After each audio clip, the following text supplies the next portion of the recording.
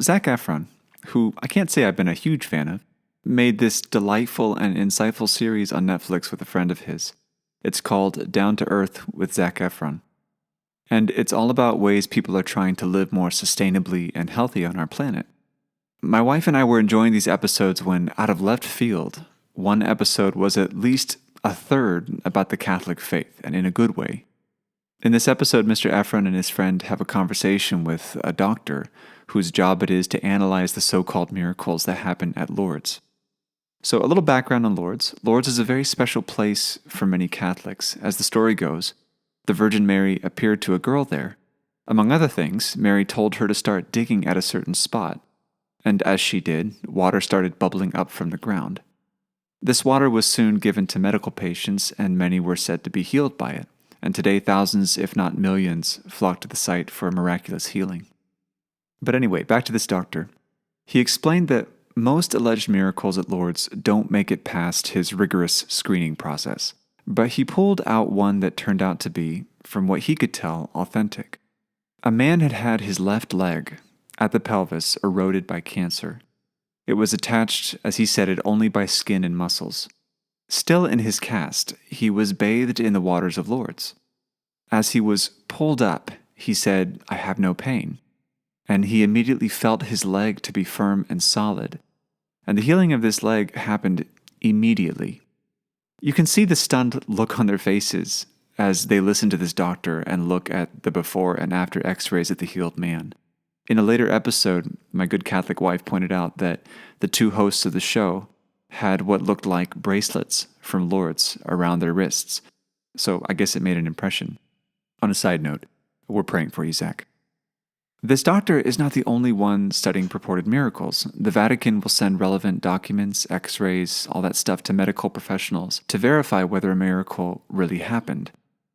Jacalyn Duffin, an atheist, is one of these professionals who was tapped by the Vatican to look into one that would later be presented as a cause for the canonization of Marie Margrethe de Jouville, I hope I'm pronouncing that right, the founder of the Order of Sisters of Charity of Montreal. After that incident, Dr. Duffin was so fascinated by this that she gained permission to go through the secret Vatican archives and the Vatican Library to analyze other miracle stories over the last 400 years. She now holds a skepticism about the notion that everything can only have natural explanations.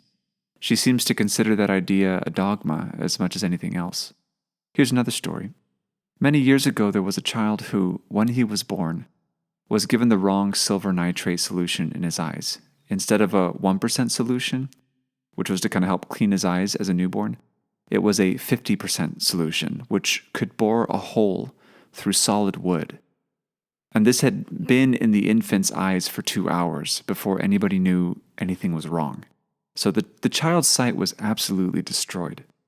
But the Catholic sisters who worked at the hospital prayed for the boy all night, begging their late foundress, who had died 3 years before, to pray to God on behalf of the boy.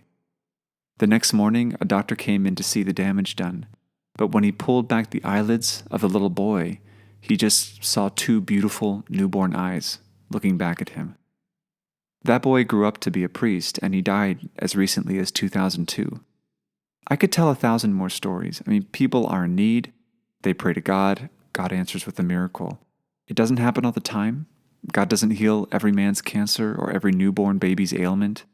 Even though in faith, I know everyone who turns to God will be healed, whether in this life or the next. Why do I tell these stories? Because miracles are a part of what ground my faith. Jesus fully meant for his miracles to have the same effect on the people he spoke to. Atheists or modern thinkers often brush them aside, but why? Part of me thinks that attitude only betrays a kind of intellectual prejudice or bias. These miracles are documented. They are attested to by witnesses. There's good reason for bringing forth a miracle as proof of the truth of Christianity and not some philosophical argument, however useful those arguments can be.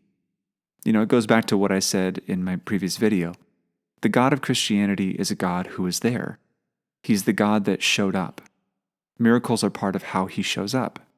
Arguments melt away at the point of a miracle. We can discuss the problem of evil existing alongside a benevolent God. We can banter about the creation story and whether it's myth or literal. and what that says or doesn't say about the Bible and science. We can philosophize about a contingent universe and the Big Bang and what that says about the existence of God. But miracles cut through all that. Think of it this way. Imagine we suddenly discovered tomorrow an animal out in the wild that was the size and shape of an elephant, but it could float in the air. Right? No wings, no aerodynamics, nothing. It can just float there like a sky bison. It wouldn't matter how many arguments we mustered to explain why such a thing can't happen. It happened.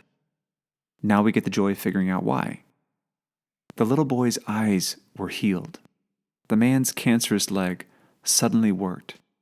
The man was crucified and then came back to life 3 days later.